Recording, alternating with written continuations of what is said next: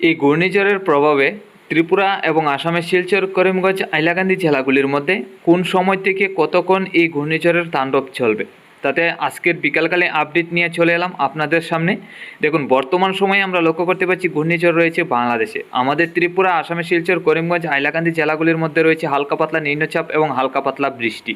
তো এই ঘূর্ণিঝড় কিন্তু আমাদের ত্রিপুরা বা আসামের শিলচরের দিকে প্রবেশ করছে না।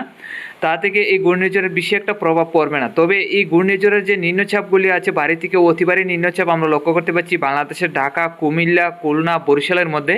এই নিম্নচাপটাই কিন্তু আমাদের ত্রিপুরা রাজ্যের দিকে প্রবেশ করবে।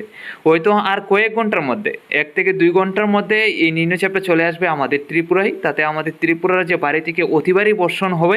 এর সাথে প্রায় 40 থেকে 50 কিলোমিটার গতিবেগে দমকা ঝোড়ো হাওয়া থাকছে। দেখুন, সন্ধ্যা 6টার থেকে আমরা লক্ষ্য করতে পারছি ভারী থেকে অতি ভারী নিম্নচাপ প্রবেশ করবে আমাদের ত্রিপুরায়। তাতে আমাদের সম্পূর্ণ ত্রিপুরা রাজ্যে প্রায় 40 থেকে 50 কিলোমিটার গতিবেগে দমকা ঝোড়ো হাওয়া থাকবে। তো বর্তমান সময় যে পরিমাণ বৃষ্টি চলছে আমাদের ত্রিপুরা রাজ্যে, তার কয়েক গুণ ঝড় বৃষ্টি বাড়তে যাচ্ছে আজকে সন্ধ্যা রাত্রি থেকে। এরই মধ্যে দমকা ঝোড়ো হাওয়াও।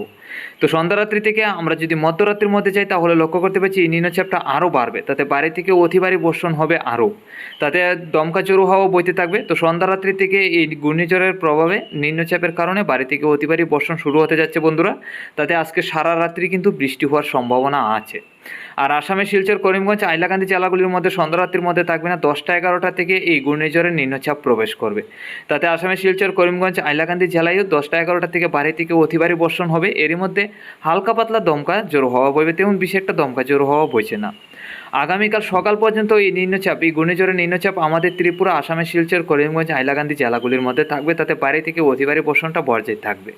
তো বন্ধুরা, আজকে সন্ধ্যা 6টার থেকে যে শুরু হতে যাচ্ছে ঝড় বৃষ্টি ভারী থেকে অতি ভারী, এরই মধ্যে দমকা ঝোড়ো হাওয়া আমাদের ত্রিপুরা, আসামের শিলচর, করিমগঞ্জ, হাইলাকান্দি জেলায় এই নিম্নচাপ বৃষ্টিগুলি কিন্তু আগামীকাল সকাল 6টা পর্যন্ত থাকবে। এক কথায় আজকে সন্ধ্যা 6টা থেকে আগামীকাল সকাল 6টা পর্যন্ত একটানা 24 ঘন্টা ভারী থেকে অতি ভারী বর্ষণ হবে আমাদের ত্রিপুরায়। এরই মধ্যে দমকা ঝোড়ো হাওয়া থাকবে। আর আসামের শিলচরে 12 ঘন্টা হবে ঝড় বৃষ্টি।